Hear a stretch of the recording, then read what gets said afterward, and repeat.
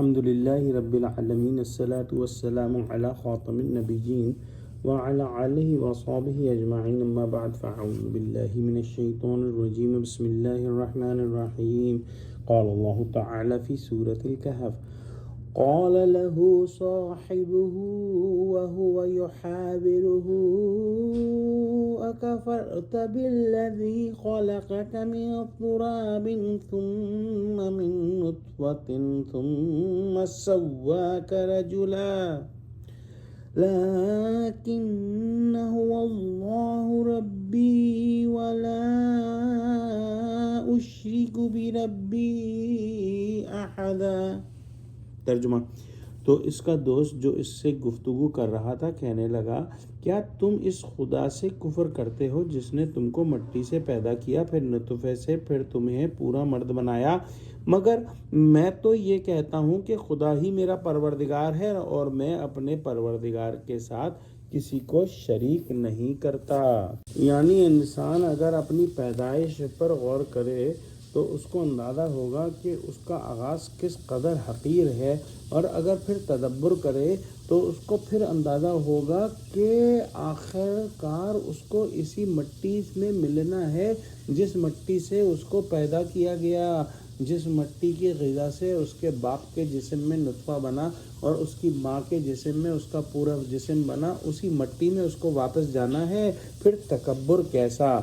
جس خدا نے انسان کی اصل آدم علیہ السلام کو بے جان مٹی سے بنایا، پھر انسان کو زمینی پیداوار کے خلاصے اور ایک قطرہ ناچیز سے پیدا کر کے زندگی بخشی اور جسمانی اور روحانی قوتیں دے کر ہٹا کٹا مرد بنا دیا، کیا اب تجھے انکار ہے کہ وہ تیرے مرے پیچھے دوبارہ زندہ نہیں کر سکتا؟ تو کیوں کر تو کہتا ہے کہ اگر آخرت ہوئی، تجھے اس بات کا یقین کیوں نہیں کہ آخرت ہو کر رہے گی، اور جب ہو کر رہے گی تو اس کی تیاری کیوں نہیں کرتا؟ کیوں سمجھتا ہے کہ بغیر تیاری کے ہی تو آخرت میں ہر قسم کے جو ہے وہ فائدے اٹھائے گا اور ہر قسم کی تیری جو ہے وہ آؤ بھگت کی جائے گی، جبکہ دنیا کے اندر تیرا انداز یہ ہے کہ تو متکبر ہے اور تو مشرک ہے، تو مٹیریل کو سمجھتا ہے کہ وہ تیرا رب ہے اور اسی کی تو پوجا کرتا ہے اور اسی کے آسرے پر تو زندہ ہے، اور تیری تمام تر تگ و دو، تمام تر جدوجہد اور تمام تر امیدیں اسی مادے اور مٹیریل پر منحصر ہیں۔ تو یہ کیوں نہیں سوچتا کہ یہ مٹیریل بھی اللہ سبحانہ و تعالی نے ہی بنایا ہے، وہی ان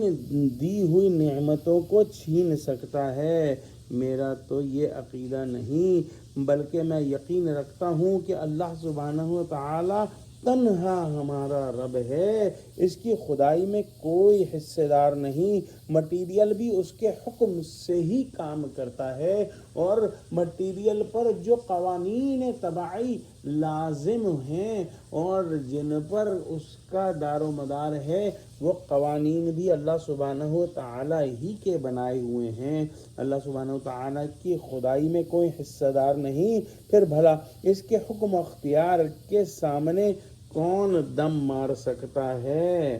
دعا کرتے ہیں کہ اللہ سبحانہ و تعالی ہم کو قرآن کا فہم عطا فرمائے، ہم کو سچوں سے جوڑے، ہم کو صراط مستقیم پر قائم فرما دے۔ یا اللہ مسلمانوں کی مدد کر، یا اللہ مسلمانوں کو متحد فرما دے، آمین۔ وآخر دعوانا ان الحمد للہ رب العالمین، السلام علیکم ورحمۃ اللہ وبرکاتہ۔